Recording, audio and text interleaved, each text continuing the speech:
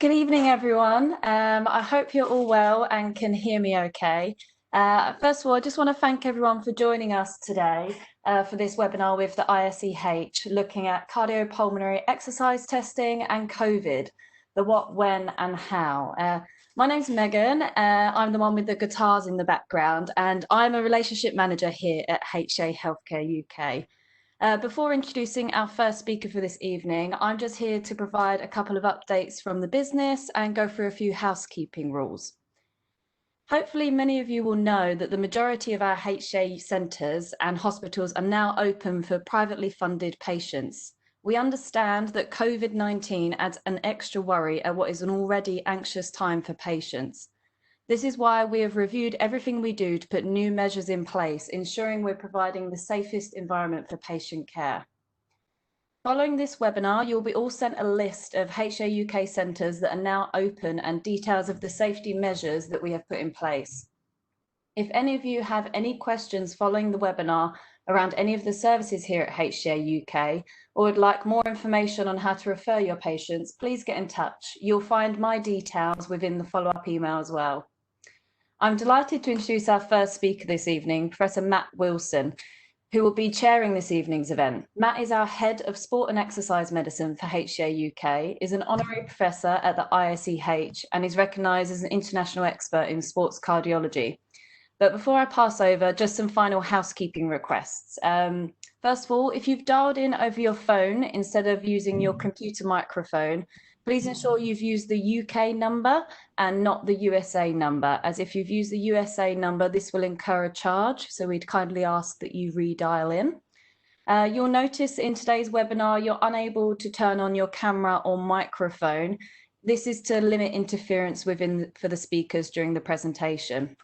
We kindly ask that you just listen and enjoy today's webinar, and you will have the opportunity to ask questions for the Q&A at the end. In order to do so, please use the chat function, which should be on the right-hand side of your screen, and type in any questions you'd like to be included at the end.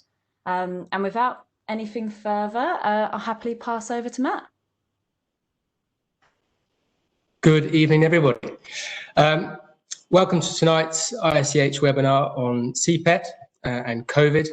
It's been a long time coming, and thank you to James Hull and the team for helping support this. As many sports look to return back to training and competition, the role of CPET is increasingly being asked, both from a clinical and from a performance perspective.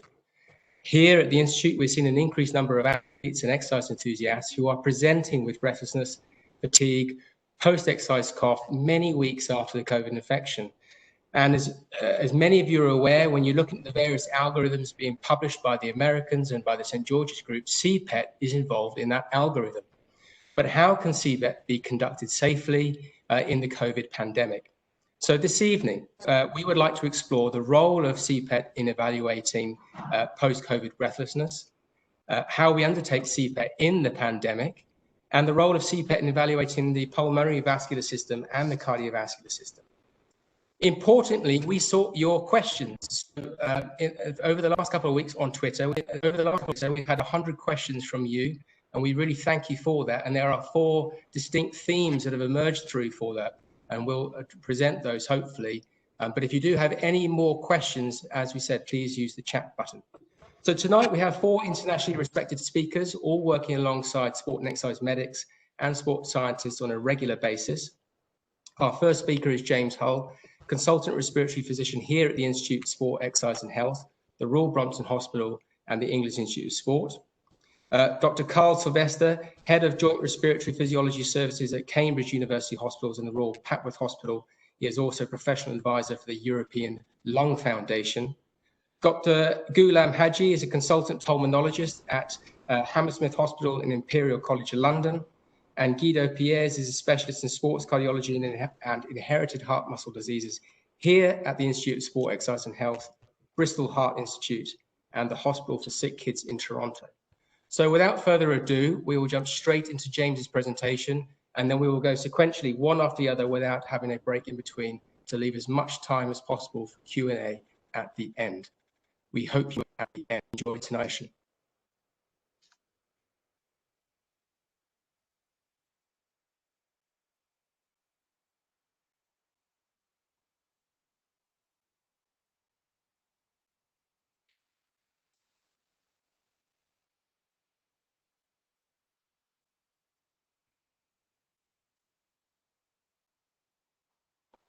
Can you see my slides there, Matt? Yes, I can. Crack on. Okay, so thanks, Matt, for that great introduction. It's a real pleasure to be invited to kick off this fantastic webinar on cardiopulmonary exercising testing in the context of COVID-19 infection. And what I want to cover in the course of my 10 minutes is three main areas, really. I first of all want to just set the scene a little bit by talking about the interesting relationship between physical activity, exercise, and COVID, and share with you hopefully some data that you may not have seen, which I think will have been of interest.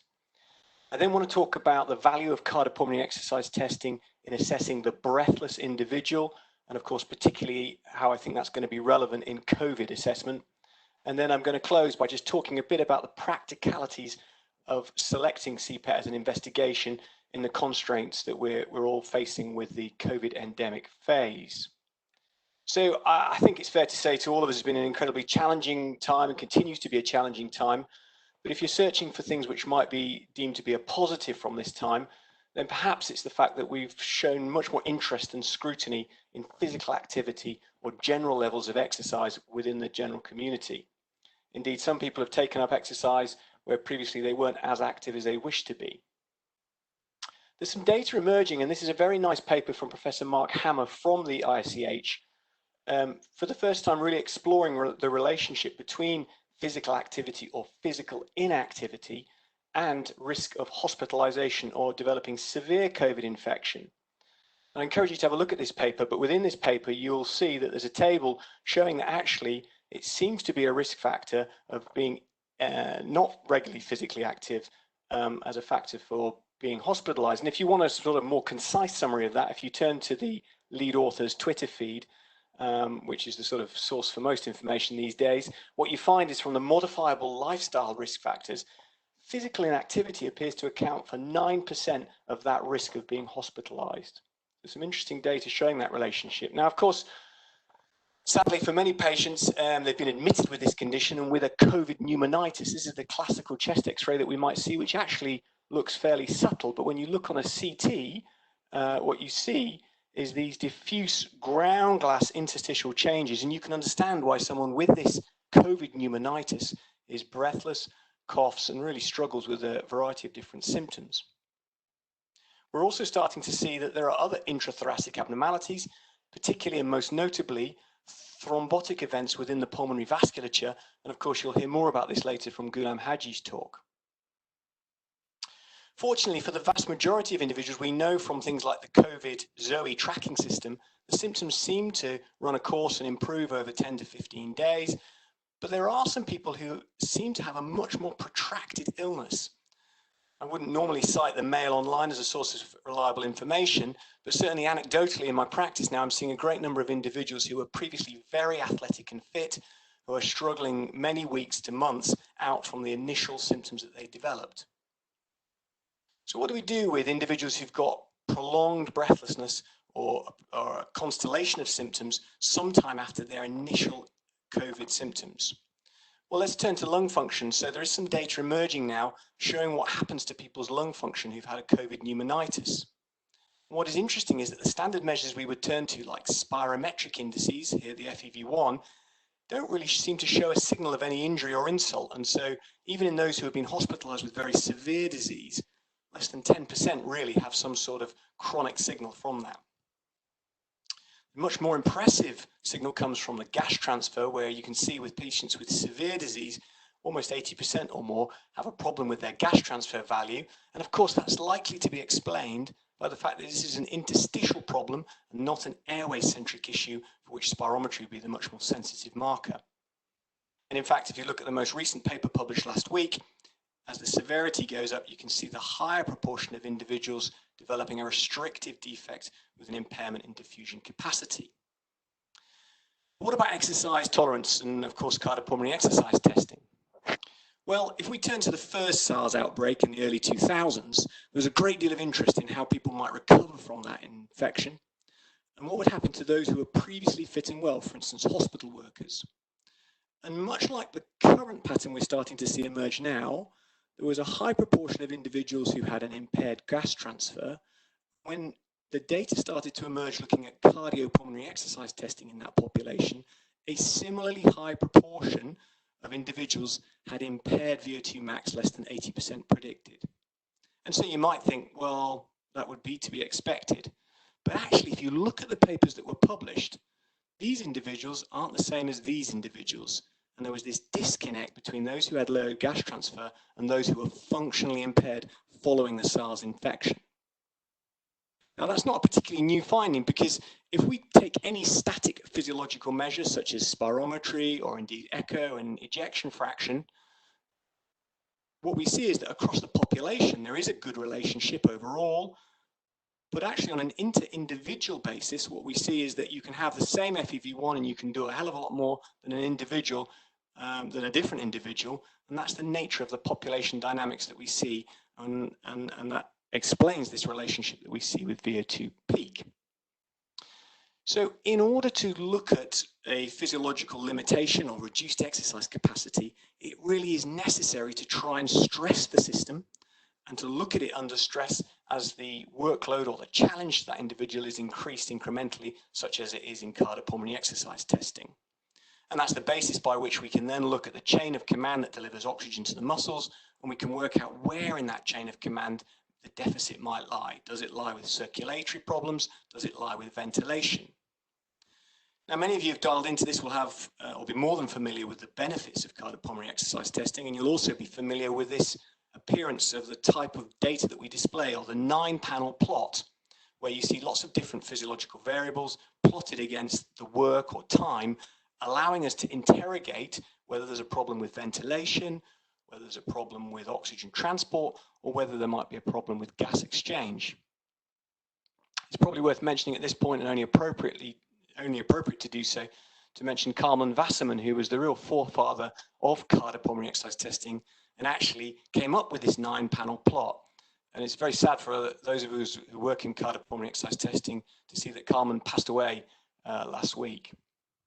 But he contributed an incredible amount to the field, and of course also showed us that from the data that we get, you can start to put in branch points and decision trees to work out where the problem might lie in someone's exertional breathlessness or their limitation.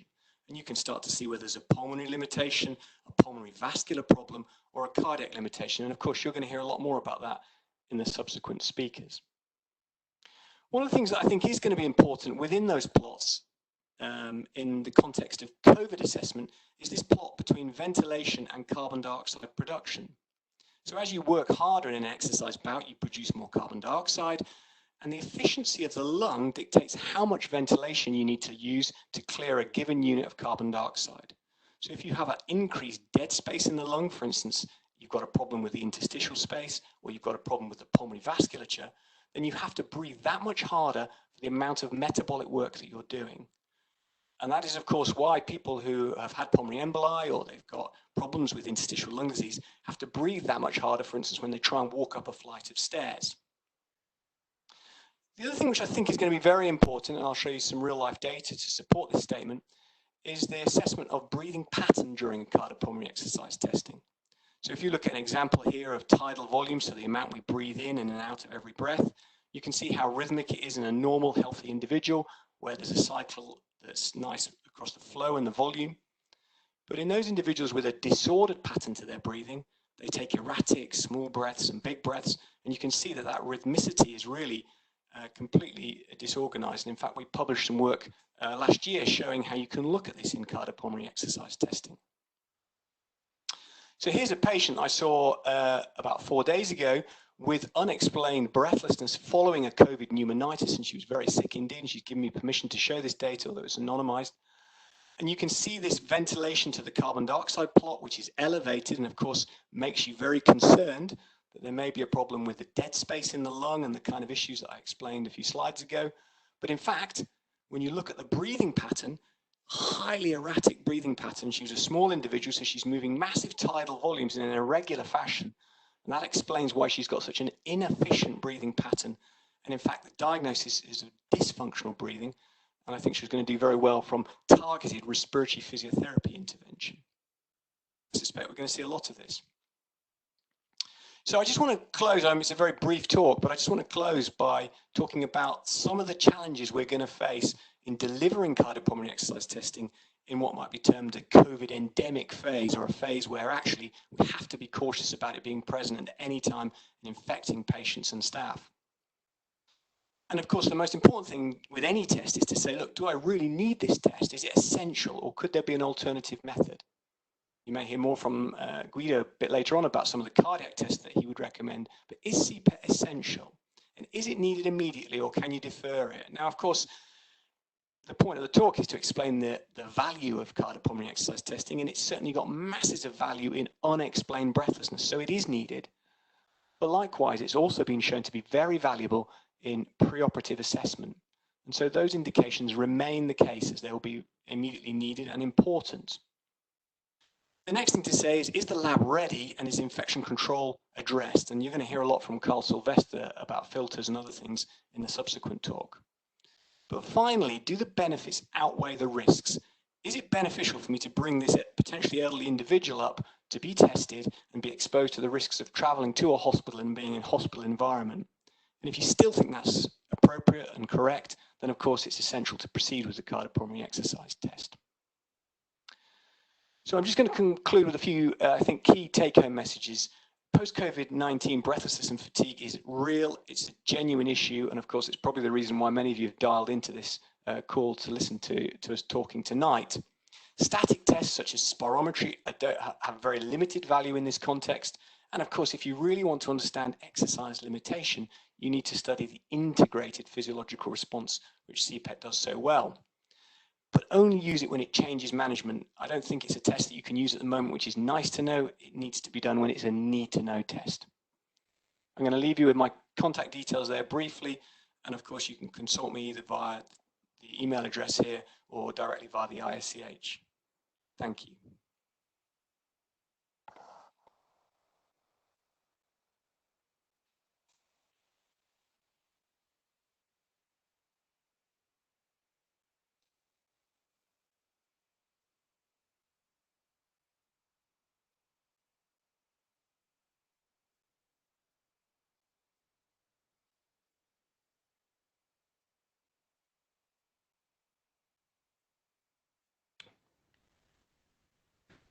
Okay, so thank you very much to Jim and to Matt for the invitation to speak on this course. I'm going to be talking through with you how to undertake the CPET in the current COVID endemic phase, and some possible solutions to problems that have been raised during this time. So hopefully going to be able to outline the case for you in terms of CPET being an AGP, and hopefully provide some brief evidence within the 10 minutes that I have for you.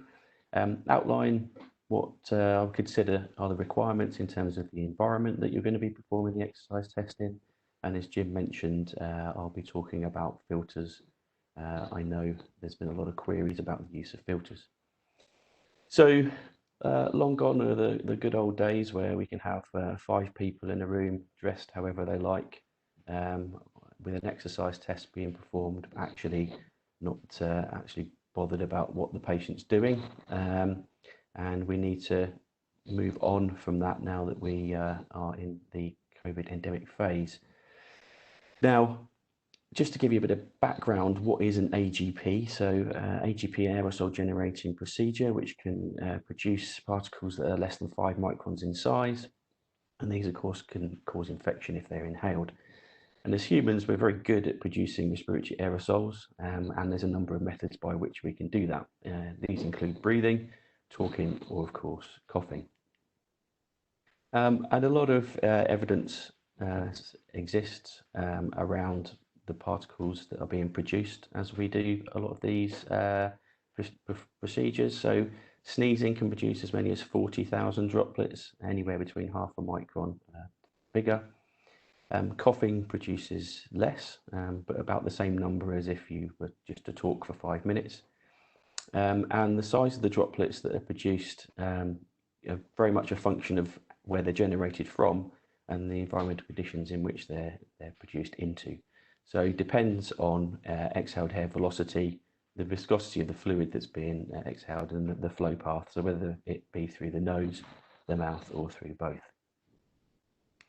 So a study by Papworth and Rosenthal used two different methods of measuring the particles that are being released. One was using an optical particle counter, the other an electron microscopy.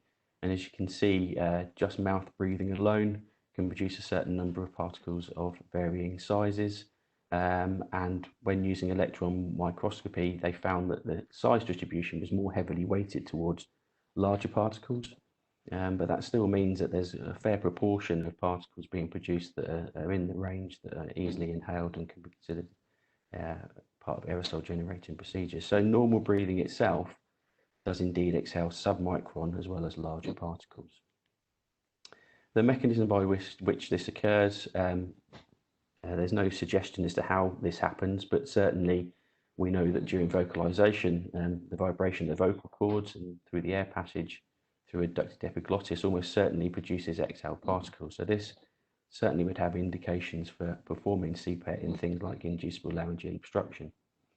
And then as well as this, when you're performing an exercise test, obviously they're performing lots of deep exhalations, and this increases the exhaled particle concentrations as well. Again, an increase in expiratory flow. And the study by Schwartz et al. Found that expiratory flow that increased from 0.2 litres per second to 0.8 litres a second was also in quite an increase in particle emission by about a factor of 3. So during an exercise test, obviously a patient is breathing in and out through mask or mouthpiece, and this is unfiltered, and this can last for 10 to 15 minutes with ever increasing ventilation rates. These increased ventilation rates then result in increased airway resistance, particularly in the large airways. And this increased resistance in large airways increases the Reynolds number, which gives you an indication of the movement from laminar flow to turbulent flow. And it's very much dictated by airway diameter, airway length, the flow rate, the gas density, and gas viscosity. So turbulent airflow at increased exhalation rates and larger tidal volumes is going to lead to greater droplet dispersal. Just to give you an indication then, this is a study being performed by Martin et al. And you can see that it's a very well understood that the Reynolds number, once it goes above 2,200, you're moving from the laminar to turbulent airflow. And so we can see at these inspiration flow rates in various parts of the upper airway, you're getting into an area of turbulent flow fairly quickly. So because of this, certainly our trusts, we've moved into performing CPETs now like this.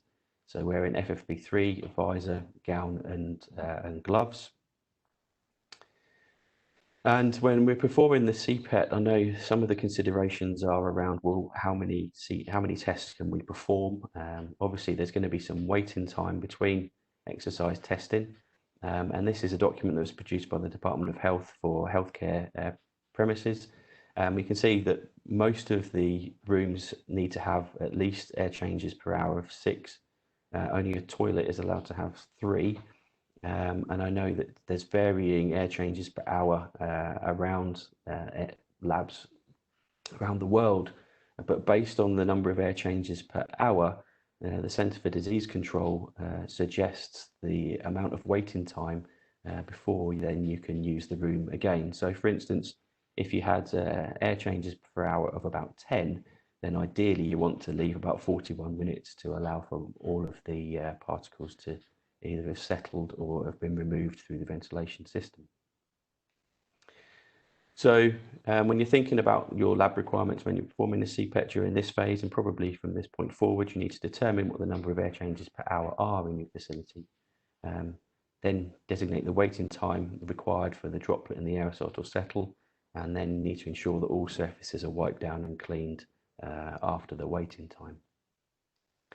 Another thing to hopefully prevent any possibility of being problems with patients coming in who potentially have COVID, ERS Group 9.1 produced a screening questionnaire that can be used. So using the symptoms on the left-hand side, if the patient was to answer yes to any of these, then certainly in England we'd be asking them to dial into NHS 111 phone service for symptom advice. Now, because we see respiratory patients, obviously these symptoms on the left are very much part of a respiratory patient's everyday symptoms anyway. So what we're asking is this new or is it worse than they would usually have it? And if the answer is yes, then we're suggesting they have a swab and that the test isn't performed until they're swab negative or they've been shielding for 14 days with no evidence of continuing symptoms.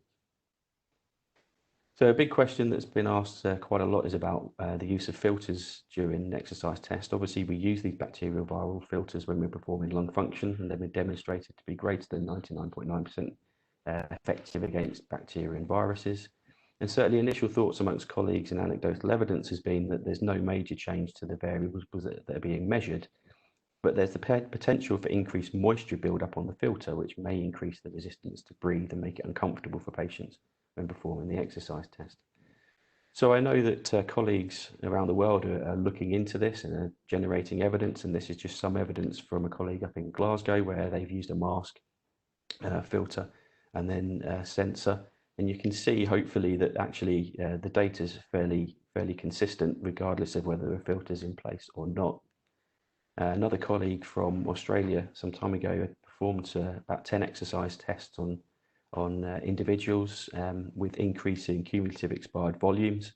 And you can see that the resistances that were being generated through the filter were actually within the limits expected from the ATS. Just a caveat to this is that this was performed with a mouthpiece rather than a mask in situ. And I guess there is the potential that if there's some nose breathing and the extra humidification from the nose, that could increase the water content that's going onto the filter. Other possibilities are we could think about using two-way non-rebreathing valves and somehow venting the exhaled air away from an area that could be causing cross-contamination. So hopefully in the 10 minutes that I had there, I've been able to demonstrate to you that there is evidence that suggests that CPET should be classed as an aerosol generating procedure.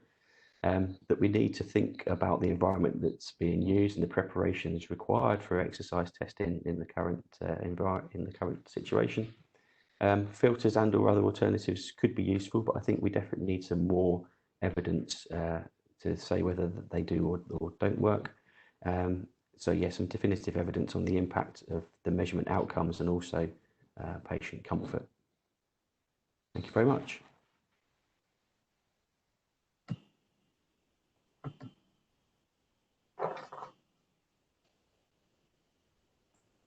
Thank you, Karl. Next, we'll have Gulam.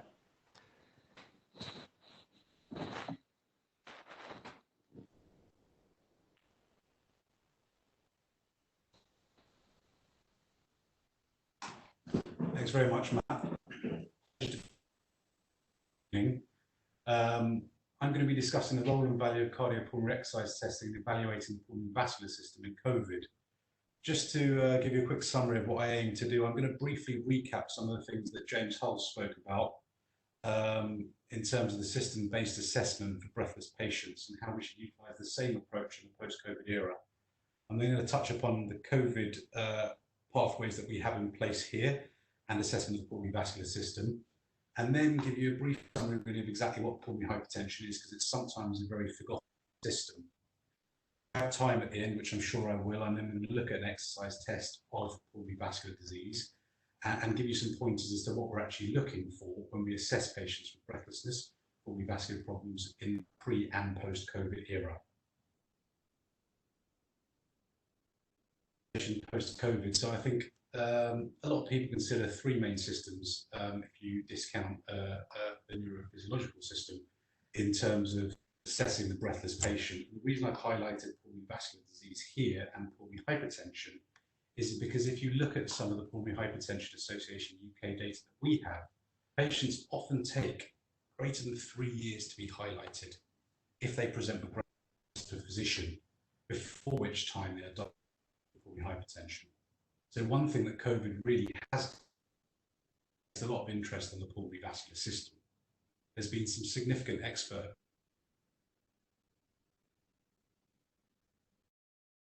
just fairly informative retrospective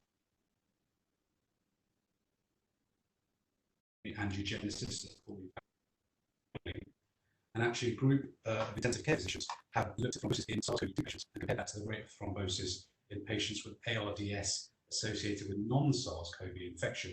And what they actually found was that pulmonary embolic disease in the 150 patients they looked at with SARS-CoV-2 had a preponderance of about 12%. And in the non-COVID patients, this was about 2%. So there's this solid increase in thromboembolic disease in these individuals. If we consider pulmonary hypertension itself, this is group 5 for the purpose of this talk. We have 4 main groups that we class pulmonary hypertension as. 3 of them give us a pre-capillary pulmonary hypertensive phenotype. And that's something that we pick up at right heart catheterization. Now, with COVID-19, we know that there's going to be a multi-system problem, multi-compartmental disease. So we may see pulmonary hypertension present in patients who have left heart disease, patients who have lung disease, patients who have thromboembolic disease, and patients who also have isolated pre-capillary pulmonary hypertensive disease. Cardiopulmonary exercise testing is very, very important for these patients, as it allows us to not only diagnose the condition, the integrity of the alveolar capillary interface and gas exchange, but it also starts giving us clues as to where the relative physiological limitation lies.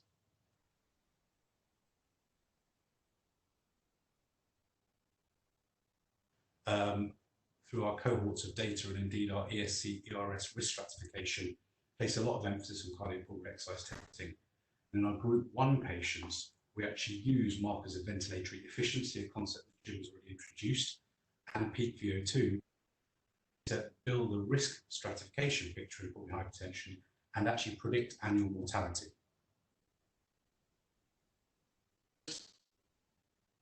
Patient with pulmonary vascular, exactly to see the algorithm. Now, I think that all depends really on how significant the initial insult is and what follow-up pathways these patients are plugged into. And going back to Jim's point, exactly what we're hoping to get or gain from a test which may prove unnecessary with all the implications that it has based on what Karl's just said. So, I mean, in the acute phase of 19, we were really stratifying patients as mild, moderate, and severe. Patients in the more moderate and severe categories were the patients on intensive care units. They were the patients that were fully worked up really and had CTPA scans done on them. And they were the patients that we tended to identify thromboembolic disease on. So when following these patients up, we have dedicated pathways just here looking at static tests with echocardiography to rule out pulmonary hypertension, left-sided heart disease, and also imaging with CTPA and VQ SPECT to ensure that they have no evidence of thromboembolic disease. However, if you have a patient presenting with residual breathlessness in the post-COVID era, there's no reason why you can't move straight to cardiopulmonary exercise testing, particularly if you are not suspecting acute PE, which would be a contraindication to cardiopulmonary exercise testing at the outset. In terms of what we may see, we might find patients have increases in pulmonary vascular resistance and a slight increase in RV afterload, therefore, and those patients may prove minimally symptomatic when they are exercising, and therefore static function tests such as echocardiography may give you a trivial rise in your tricuspid regurgitant jet velocity, but may not actually tell you very much in terms of why a patient is so significantly breathless. If we then really do to consider exactly why cardiopulmonary exercise testing is so important in these patients, it all comes down to really the integrity of the alveolar capillary interface and how effective this system here is working to get oxygen into the body, but also to clear carbon dioxide as it traverses the pulmonary circulation adjacent to the alveolar capillary interface. If we don't see echocardiographic evidence of pulmonary hypertension, which this here is on a short axis view of an echocardiogram, very clear pulmonary hypertension with systolic flattening of the interventricular septum and a D-shaped left ventricle, or we don't see obvious evidence of interstitial lung disease, or on this VQ scan here, obvious evidence of venous thromboembolic disease, then we certainly do need a dynamic function assessment in these cohorts of patients. If we look at a 9-panel plot, here is cut this down to an 8-panel plot of a pulmonary hypertensive or pulmonary vascular problem is in the pre or post-COVID era, what we start to see is that we place a lot of emphasis on something called ventilatory inefficiency, which is this plot here. And put simply, it's the amount of minute ventilation you required to clear 1 litre of carbon dioxide. So this individual here is working with a VE/VCO2 slope ratio of about 60, which means he's breathing at least twice as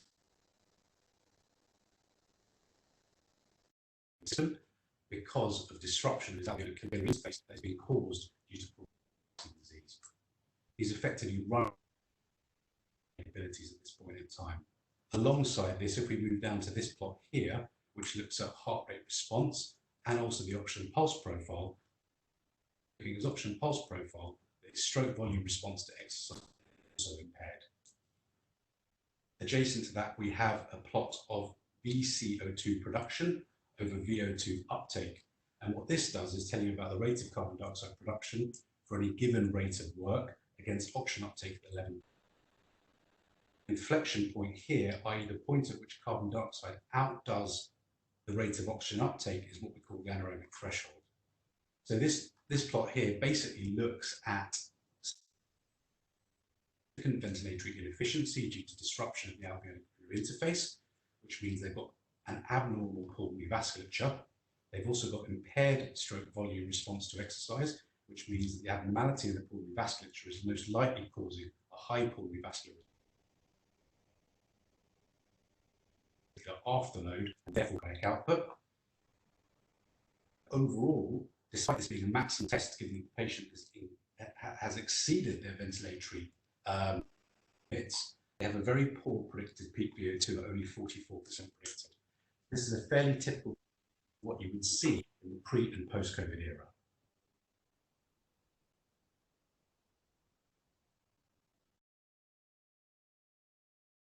Cardiopulmonary exercise testing for vascular disease has a very good dynamic function assessment of the alveolar capillary interface, and it will be reviewed saturation in patients with no obvious problems on static function markers. It can be used as a second-line test in patients who do count it as a first-line investigation, but remember, in this way, PE or subacute PE, even on clinical grounds, is a. And although the disease process is very varied, pathophysiological mechanisms resulting in pulmonary vascular disease will be the same we used to see in our own day-to-day practice. And it will therefore be very interesting to assess multi-compartmental disease in COVID-19. Outside of diagnostics, something else that we do in our pulmonary hypertensive cohort is use it in patients where we have significant concerns with excessive pulmonary vascular resistance and high RV afterload, and we can use it to help guide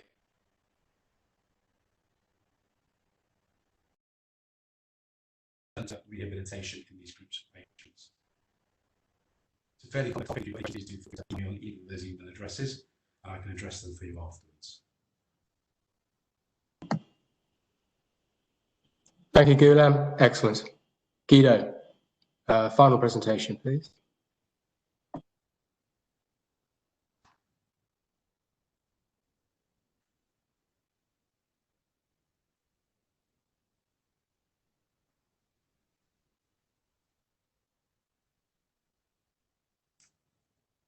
Okay, everyone, hello. Thanks very much for joining us tonight. I hope you can hear me and can see the screen. So I would like to make it very relatively practical and really answer a couple of questions in terms of COVID and cardiology. It says in athletes, but we're talking here about every one of us who's active, who wants to go out for a run or for a walk or do a bit more exercise, train for a marathon. First, as cardiologists, we're a bit astonished by the high cardiac comorbidity in the patients that were published from the Chinese data in the New England Journal in the beginning of April, where cardiac comorbidities cited up to 40 to 50%.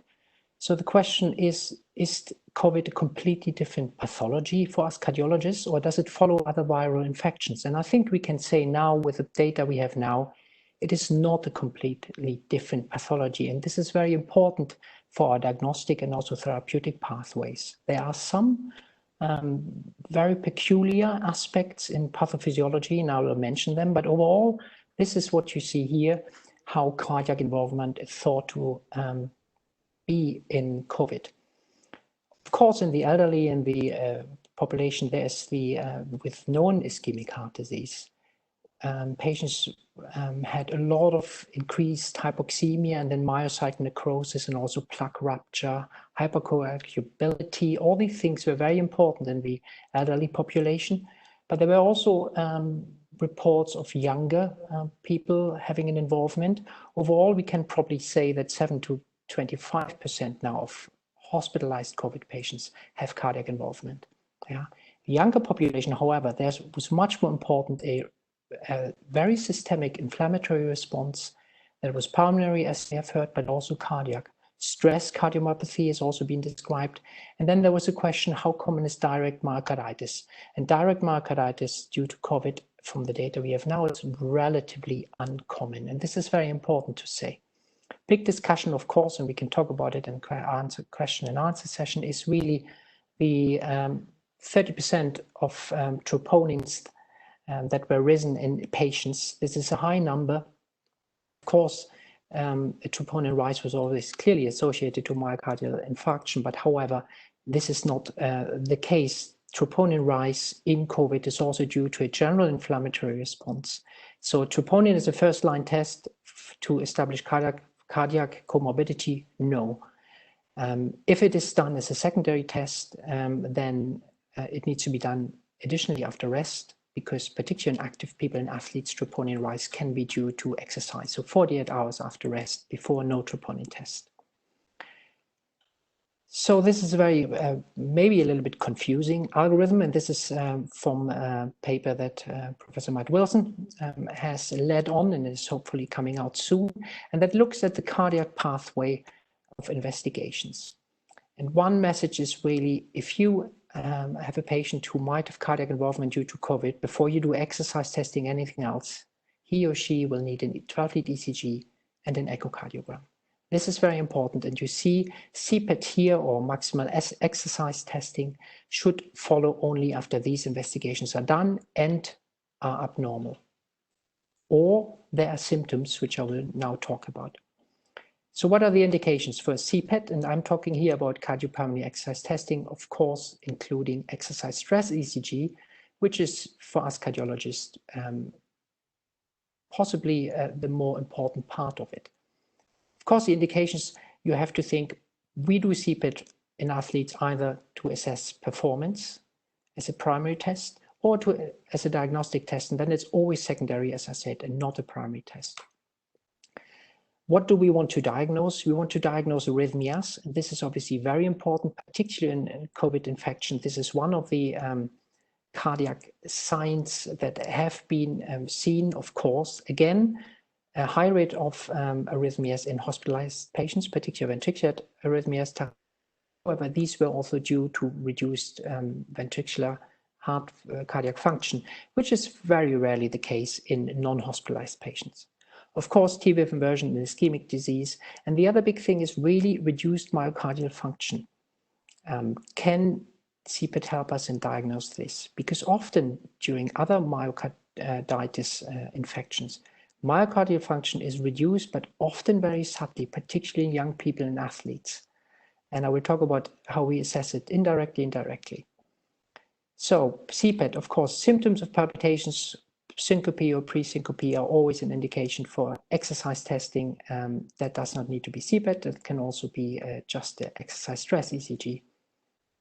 A perceived reduction in performance, and this is actually very important, and we are seeing this now, and I know it's extremely difficult to tease out why this is. Is it detraining? Is it general recovery from a disease like COVID? Or is it really something that is happening due to mild myocarditis or an arrhythmia? But particularly in athletes who know their body well, I always ask very carefully how the performance is being rated by the athletes, because that can be a subtle sign. And remember, myocarditis is an extremely difficult diagnosis. There's no single test we can use. Of course, as I said, if there are abnormal findings in the ECGs or on the echocardiogram, or even on the mobile ECG on the Holter or on the MRI, then this is an indication as well. Or prolonged symptoms of infection. If you have a patient who is really taking very long to get over the viral infection, then one needs to think if there's cardiac involvement, and then CPET is indicated as well. However, of course, there's no testing during acute symptoms or the disease. That is quite clear. And the indication does also not stand if there is previous cardiac disease that is now resolved. And this is very important. There's no indication at the moment for CPET just because there has been disease before and it might have got worse during COVID. We need to have a bit more evidence. Now let's look at the ECG stress part during COVID. Very practical. What we see in myocarditis, this is not a COVID patient, this is a young athlete with myocarditis. You can see there clear during high heart rates, about 160 here, there is clear ST depression. And this is a patient who was investigated, an athlete for a myocarditis, and this is a clear sign. And this is not apparent at rest. So we need to stress the system, as we said before, to do this, to find this out. So this is what you would see on a stress ECG, very important. And of course, there's never ever going to be a CPET without a stress ECG. Another, and this is very specific for COVID and now, another disease comorbidity where you can see this ST depression is in what is now being coined pediatric multisystem inflammatory syndrome, which is very rare. And it is, you might know Kawasaki disease. So we normally see 2 to 3 year olds with conjunctivitis, dry, strawberry tongue, peeling hands and fingers, erythema. And many of them, over 25%, have cardiac involvement, coronary artery aneurysms, and also can have ischemia. We have now seen that this can also happen in teenagers. And this is something also, if you look after athletes, you need to have in the back of your mind. It's very rare, but it's a very severe disease that can lead to aneurysms, ischemia, and cardiac arrest. So this has caused a lot of stir after we thought that children were spared from COVID. So that's important to think of. The other thing we, of course, see in mobile monitoring or in CPET is ventricular extrasystoles or PVCs. And they're quite common. And of course, they're quite common on a Holter. And it's very important if there's a suspicion of any viral disease, particularly COVID, that these are cleared up by doing cardiopulmonary exercise test, stress ECG, to really see what happens during exercise. Often these will completely disappear, and that is very reassuring. Another cardiac entity that was in the beginning associated to COVID was really heart block, starting from first-degree heart block, going to here, as we see second-degree heart block, Mobitz 1. You can see Wenkebaching, the PR interval is getting longer and longer, and then there's a beat missing. This is important to investigate during exercise, because although this might look very worrying to many, this is one of the top international football players, and this is his resting ECG. And during exercise tests, this was entirely normal. Again, exercise stress ECG is needed to really differentiate between normal findings and abnormal findings. Then I always say, if you do an exercise test, practically keep your eye on the recovery period. This is a 17-year-old junior GP cross-country runner who always collapsed after the races. And you can see this is the end of the exercise test. You can see there's a P-wave, P-wave, P-wave, and there's no conduction. So he goes within 3 beats into a second-degree heart block, into a third-degree heart block. This has been described in older patients in COVID, but it's very unlikely you see this. This is here much more a reaction from super sympathetic drive to then stopping the exercise test, going into parasympathetic drive. Again, an ECG picks this up. He recovered quickly, and in fact, we haven't done anything to him. He's still running, but he's very conscious that he doesn't do anything else.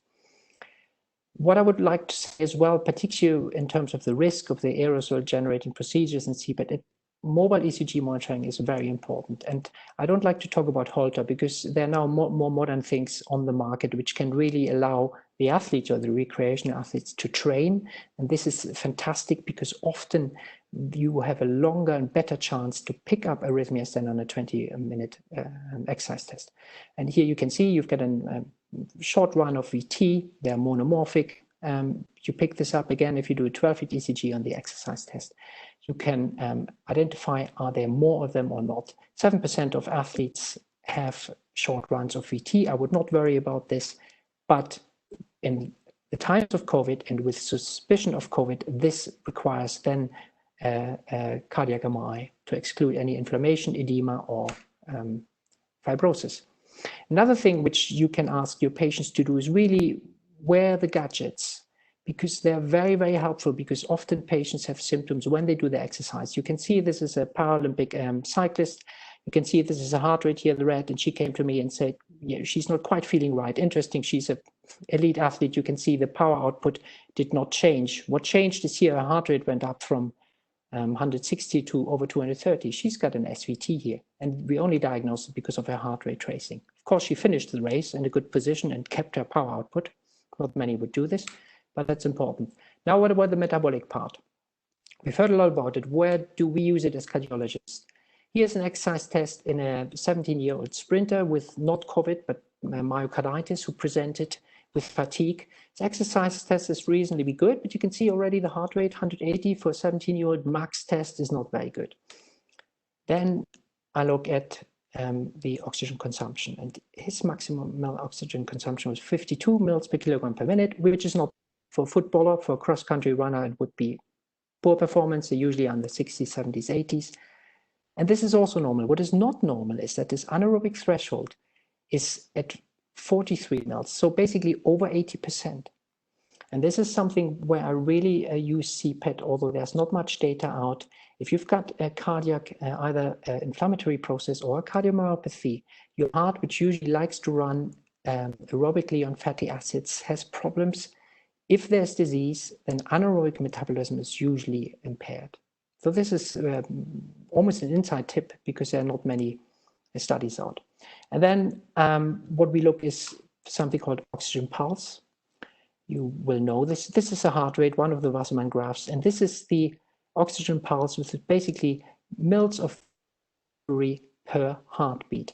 And you can see up here, there's an athlete where the heart rate and the oxygen pulse go parallel, which means this is a normal heart. What you can see down here is that although the heart rate goes up, and these parameters might all be normal, the oxygen pulse, basically an indirect measurement of stroke volume, stays absolutely flat. And that's what you see in myocarditis. And that's why I think it is very useful, if the diagnosis is still inconclusive, which often is the case, that you do this. Of course, it's an indirect measurement of cardiac function. We need to remember that cardiac function is only mildly reduced in COVID. So what we've developed and what we're doing at the Institute in London here is combining cardiopulmonary exercise testing with exercise stress echocardiography to get all the metabolic parameters, but also get quantitative assessment of the myocardium, look at wall motion abnormalities, and look at strain measurements, even look at synchrony. So these might be very sophisticated to you, but they're very important in really teasing out this mild myocarditis in athletes.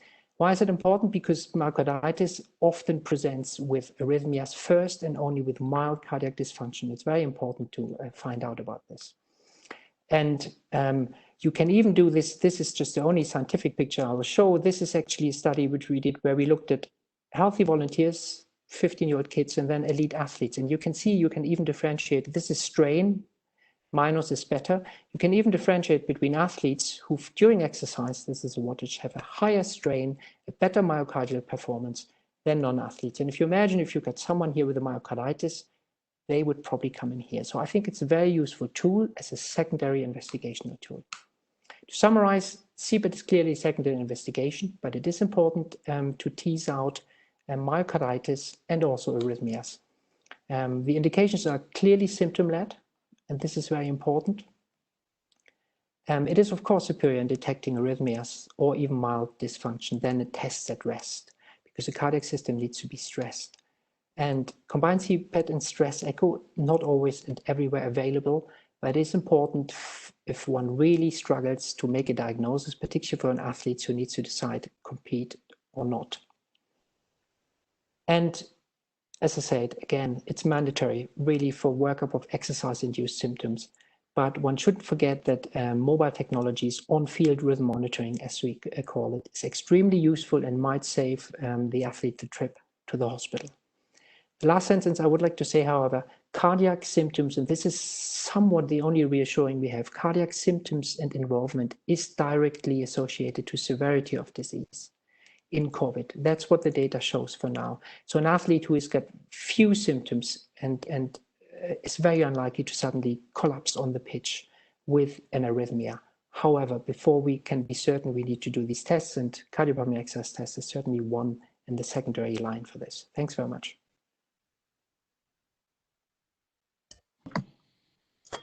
Thank you, Guido, and thank you, gentlemen, for all of your wonderful presentations. We've got a couple of questions coming in, but hopefully, to be fair, we have too many questions now, so I think, you know, you've done a wonderful job at answering the ones that have come in. But I'll start with Karl, and Guido mentioned it a little bit briefly earlier about the deconditioning effect. There's been a few questions on the best use of normative values. And so teasing out the deconditioning versus this is a low response due to pathological involvement. Care to comment, gentlemen? Yeah, happy to talk to that one.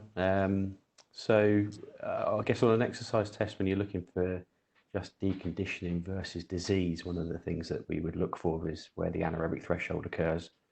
And a general rule of thumb would be that if the anaerobic threshold occurs at less than 40% of the predicted VO2 max, then that would be suggestive of disease, whereas anything between 40 and 50% would be suggestive of deconditioning. But again, if you look at the 9-panel plot, there are usually other parameters and patterns that you can see on there that would suggest deconditioning rather than it being anything such as disease.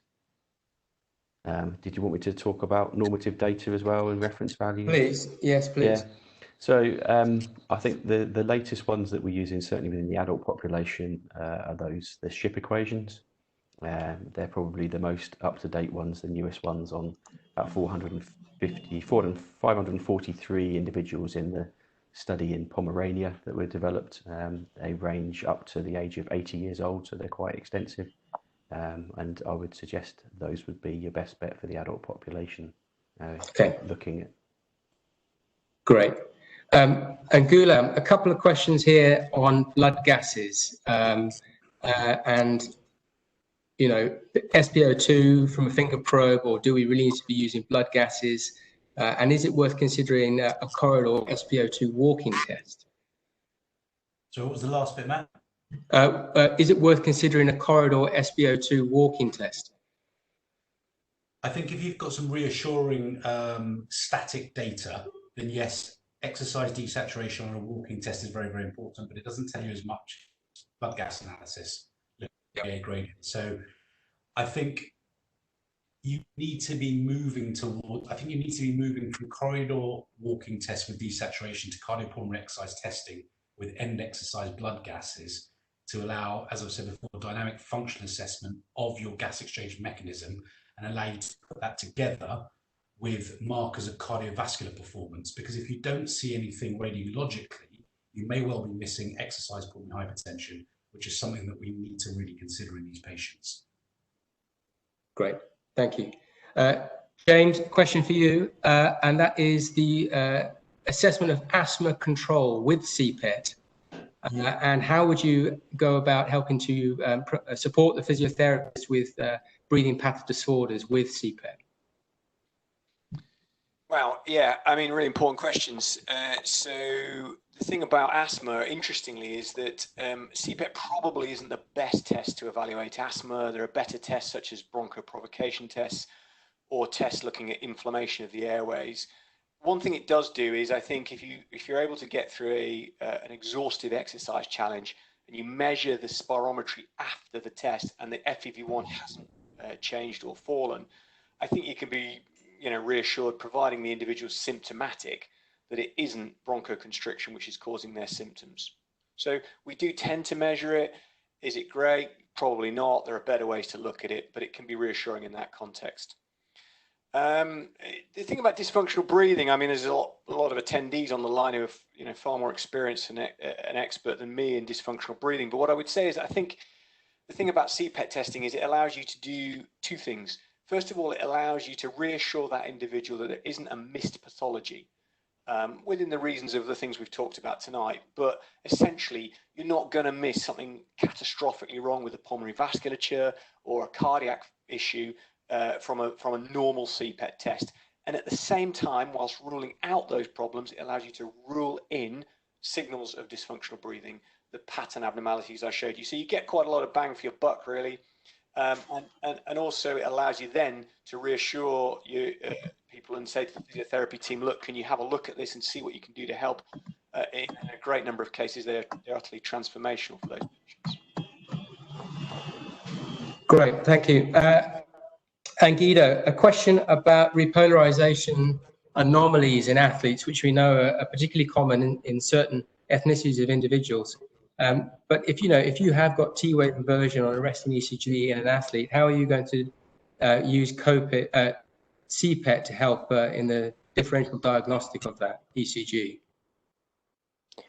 Yes, question, of course. I mean, we always used to say that exercise tests were the answer because, reversal of T-wave inversion, upright T-waves during exercise test, we always thought were very reassuring and confirmed that these are athletic changes. However, I don't think we can be that certain anymore because we know that even in pathology, it can revert to positive. However, an exercise test, an exercise stress ECG would be very important to see if there's any further ST depression, which you would see and can see beginning cardiomyopathies. You also could then look, are there any ventricular arrhythmias? And I think in CPET would give you, particularly being T-wave inversion, the early pathological sign of cardiomyopathies. There's now data coming out that CPET in early cardiomyopathies is also reduced. So it would be reassuring to have a full athletics CPET with good values of VO2. So T-wave inversion definitely needs a stress test. That is true. Great. Well, that's it. Our time is up. We are 1 minute over. We hope that you've enjoyed tonight's webinar. Thank you to James, to Gulam, to Karl, to Guido for excellent presentations. This chat is recorded. We will disseminate it out for those of you that can't get to it and to send to your colleagues. So good evening. Thank you very much. We hope you enjoyed it. The next, if I could do a conflict of interest, our next webinar is going to be on tendinopathy. So stay tuned for that. Thank you very much. Thank you very much. Have a great evening, everybody. Thank you.